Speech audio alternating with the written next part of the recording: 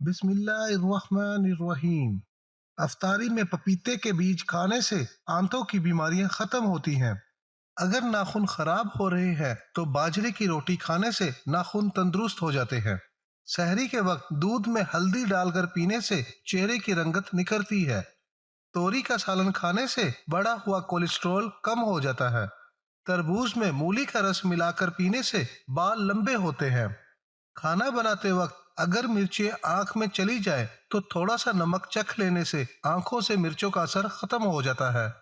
گڑ گرم کر کے ناف میں لگانے سے پیٹ کا درد فوراً ختم ہو جاتا ہے۔ کاجو کے 2 دانے منہ میں رکھ کر چبا لیا کرو، حافظہ اتنا تیز ہوگا کہ 100 سال تک کوئی چیز نہیں بھولے گی۔